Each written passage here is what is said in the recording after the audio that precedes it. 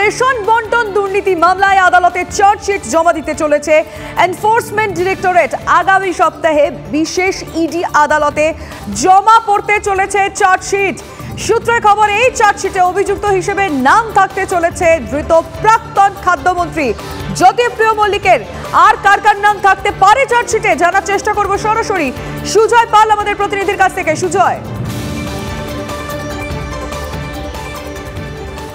একেবারে দেখো, যেটা আমরা সূত্র মারফত জানতে পারছি যে আগামী সপ্তাহের শুরুর দিকে অর্থাৎ সোম থেকে বৃহস্পতিবারের মধ্যেই এই চার্জশিট জমা পড়তে চলেছে এবং রেশন দুর্নীতি মামলায় তাহলে সেটাই হবে প্রথম চার্জশিট। এবং এই চার্জশিটে নাম থাকতে পারে গ্রেফতার হওয়া প্রাক্তন খাদ্যমন্ত্রী জ্যোতিপ্রিয় মল্লিকের, নাম থাকতে পারে চালকল আটাকল মালিক বাকিবুর রহমানের। যেটা সূত্র মারফত জানা যাচ্ছে যে এই চার্জশিটে বাকিবুরকেই মূল চক্রী হিসেবে রাখতে পারেন তদন্তকারীরা। একই সঙ্গে বাকিবুর রহমান জ্যোতিপ্রিয় মল্লিকের আশীর্বাদেই যে তার এই দুর্নীতির কারবার অর্থাৎ আটা এবং রেশনের চাল, এই দুর্নীতির কারবার চালিয়ে গিয়েছিল সেটাও তারা উল্লেখ থাকতে পারে। এবং এই দুর্নীতির যে টাকা, সেই টাকা লাভের ভাগ জ্যোতিপ্রিয় মল্লিকের কাছে গিয়েছে এবং সেইটাও উল্লেখ থাকতে পারে। এখনও পর্যন্ত তদন্ত যতটুকু এগিয়েছে প্রায় 30 কোটি টাকার হদিশ পেয়েছেন তদন্তকারীরা, কিন্তু পরবর্তীতে সাপ্লিমেন্টারি চার্জশিট দেওয়ার রাস্তাও খোলা থাকছে। অর্থাৎ পরবর্তীতে তদন্ত এগোনোর সঙ্গে সঙ্গে টাকার অঙ্ক বাড়তে পারে, তেমনটাই তদন্তকারীরা বলছেন। এবং এই বিপুল অঙ্কের টাকা কোথায় গেল সেটাই তারা খোঁজ করছেন। ইতিমধ্যেই যেমন তদন্তকারীরা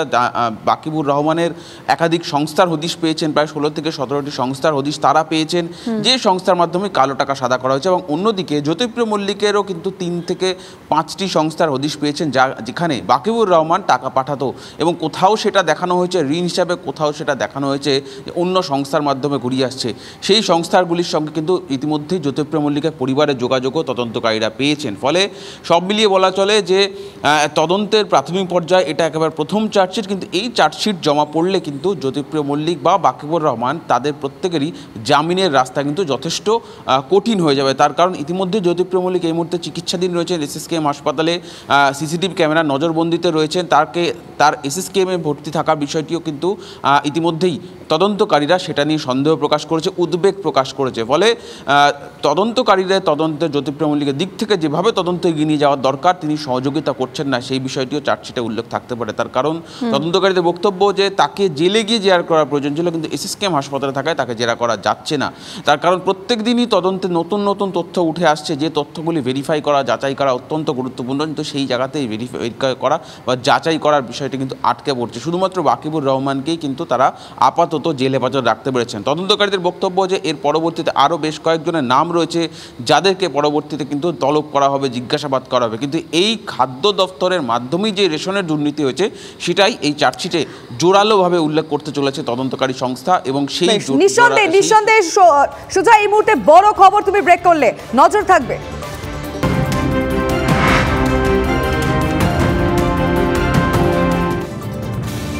আর এবার শ্রীরামপুরে নজর রাখতেই হচ্ছে। আপনাদের নিশ্চয়ই মনে আছে কলকাতায় লক্ষ্যকণ্ঠে গীতা পাঠের যে কর্মসূচি, কিন্তু তার আগে আমরা দেখতে পাচ্ছি শ্রীরামপুরে সহস্র কণ্ঠে গীতা পাঠের আয়োজন করা হয়েছে। শ্রীরামপুর মাহেশ জগন্নাথ মন্দিরে ট্রাস্টের তরফে গীতা পাঠের আয়োজন হয়েছে। 2000 কণ্ঠে গীতা পাঠের অনুষ্ঠান আয়োজন করা হয়েছে, সেই ছবি আমরা আপনাদেরকে দেখাচ্ছি। উপস্থিত রাজ্যের নেতা, মন্ত্রী, হাইকোর্টের বিচারপতি, পুলিশ কর্তা ও টালিগঞ্জের কলাকুশলীরা। এই মুহূর্তে একেবারে লাইভ আমরা নজর রাখবো শ্রীরামপুরের সেই জগন্নাথ মন্দিরে। আশিক ইনসাল আমাদের প্রতিনিধি রয়েছেন। আশিক, এই মুহূর্তে কি চলছে সেখানে, কারা কারা উপস্থিত? দেখো, তোমাকে জানিয়ে রাখবো যে কিছুক্ষণ আগেই মন্ত্রী, পঞ্চায়েত মন্ত্রী এখানে উপস্থিত হয়েছিলেন এবং এই মুহূর্তে কিন্তু আমরা দেখতে পাচ্ছি যে কল্যাণ বন্দ্যোপাধ্যায় তিনি এসে উপস্থিত হয়েছেন। তিনি এখানে হোমে যোগ দিয়েছিলেন এবং এই মুহূর্তে কেন এই হোম যজ্ঞে সামিল হলেন সেটাই জানবো। মাননীয় মুখ্যমন্ত্রী মমতা বন্দ্যোপাধ্যায় আমন্ত্রিত হয়েছেন, আমাকে উনি পাঠিয়েছেন তার হয়ে প্রতিনিধিত্ব করার জন্য। আর আমি তো এখানকার সাংসদই, আমি তো সবসময়তেই থাকি, সবসময় রয়েছি, নিশ্চয়ই আসি। এই মন্দির, জগন্নাথ দেবের মন্দির অত্যন্ত পবিত্র আমাদের কাছে ভীষণ। কিন্তু এই বছর কেন আশিক, যদি জিজ্ঞেস করা যায়? জগন্নাথ দেবের মন্দিরের পরে সবচেয়ে প্রাচীনতম মন্দির ভারতবর্ষের এই মাহেশের মন্দির। দাদা, এখানে বলে যে চৈতন্যদেব নিজে এসেছেন, এসে এখান থেকে গঙ্গা পার হয়ে গেছে। এখানে অনেক মহাপুরুষের দাদা এর আগে তো হয়নি, এইবারে পদস্পর্শ হয়েছে, আপনি একটু ধৈর্য ধরতে হবে আপনাকে। পদস্পর্শ হয়েছে, সেইখানে এসে সেখানে এটা আজকে তারই জন্য সারা বছরে এই মন্দিরে কিছু না কিছু থাকে। এই গীতা পাঠের প্রোগ্রাম যেটা হয়েছে সেই প্রোগ্রাম আজ থেকে 3 থেকে 4 মাস আগে এরা করেছে ট্রাস্ট, এবং ওরা এসে আমাকে জিজ্ঞেসও করেছিল যে আমি আজ থাকতে পারবো কি না। আমি বলেও ছিলাম যে পার্লামেন্ট চললে অসুবিধা আছে, শনি রোববার না হলে কেউ আমার পক্ষে থাকা সম্ভব নয়। সেই অনুযায়ী ওরা ডেটটাও ঠিক করেছে এবং সবসময় এটাই করে। রথের দিনটা যা আছে আছে, কিন্তু রথের দিনও সব কিছু ছেড়ে আমি আসি, করোনার সময়তেও দেখেছিলাম। অর্থাৎ এই মন্দিরের সঙ্গে মানুষের অনেক আবেগ জড়িয়ে আছে, জগন্নাথ দেবের সঙ্গে অনেক আবেগ জড়িয়ে রয়েছে। এই ট্রাস্ট এখানে যেটা আছে শুধু মন্দির নয়, মানুষের অনেক পরিষেবা দেয়, অনেক কিছু করে। সারা বছর ধরে এখানে অনেক প্রোগ্রাম হয়, রিলিজিয়াস প্রোগ্রাম হয়, অনেক কিছু অনুষ্ঠান হয়, অনেক মানুষ আসে প্রতিদিন এখানে, অনেক মানুষ আসে প্রতিদিন, তারা ভোগ খেয়ে যায় মায়ের এই জগন্নাথ দেবের। অর্থাৎ এটা খুব পবিত্র আমাদের কাছে। যারা এই অঞ্চলে, শুধু আমি শ্রীরামপুর সাব ডিভিশন কেন, হুগলি ডিস্ট্রিক্ট কেন বলবো, সারা পশ্চিম বাংলার মানুষের একটা আবেগ আছে এই মন্দিরে। মানব কল্যাণের জন্য এই যজ্ঞ গীতা পাঠ, তবু বিতর্ক কিছু ছাড়ছে না যে কাউকে আমন্ত্রণ করা, বিরোধীদের বিতর্ক যাদের করার তারা বিতর্ক করবে। আমিও আমন্ত্রিত, আমি এখানকার সাংসদ, ঠিক আছে, কিন্তু আমাকে আমন্ত্রণ আমরা শুনছি কল্যাণ বন্দ্যোপাধ্যায়ের বক্তব্য। তবে এই মুহূর্তে দাঁড়িয়ে বিজেপি রাজ্য সভাপতি সুকান্ত মজুমদারের সঙ্গে আমরা যোগাযোগ করেছি। সুকান্ত বাবু, আপনাকে TV9 বাংলায় স্বাগত জানাচ্ছি। এই মুহূর্তে দাঁড়িয়ে শ্রীরামপুরের যে জগন্নাথ মন্দিরে সহস্র কণ্ঠে গীতা পাঠ আমরা দেখতে পাচ্ছি, কিন্তু অভিযোগ আসছে যে বিজেপিকে আমন্ত্রণ জানানো হয়নি। এ বিষয়ে আপনি অফিসিয়ালি কিছু বলবেন?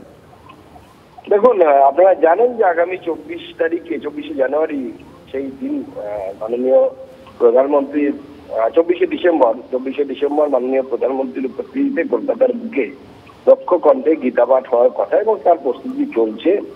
এবার তারপর থেকে তৃণমূল কংগ্রেসের নেতা নেত্রীদের হঠাৎ করে গীতা প্রেম জেগে ওঠে। তো সেটা একদিক থেকে ভালো, যারা আগে রেড রোডে শুধু নামাজি পড়তে, এখন রেড রোডে যদি গীতা পড়ে আমাদের কোনো আপত্তি নেই।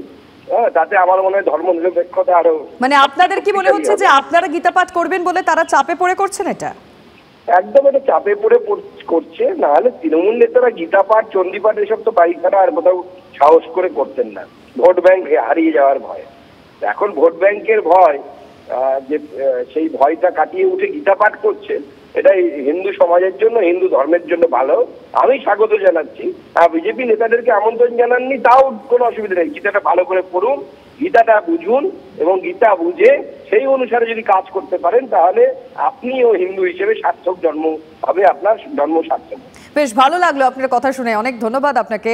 সুকান্ত মজুমদার আমাদের সঙ্গে ছিলেন এবং বিজেপি রাজ্য সভাপতি। তিনি বললেন যে বিজেপিকে আমন্ত্রণ জানানো হয়নি, ঠিক আছে, কিন্তু তারা গীতা পাঠ করুক, গীতাতে যা রয়েছে তার মানে বুঝুক এবং সেই পথে তারা এগিয়ে চলুক, এটাই তিনি চাইলেন। এই যজ্ঞে যারা ভর্তি হবেন, ব্রাহ্মণ যারা যজ্ঞ করবেন, আমার ধারণা ধরা এতানি সগন্ধ পুষ্পা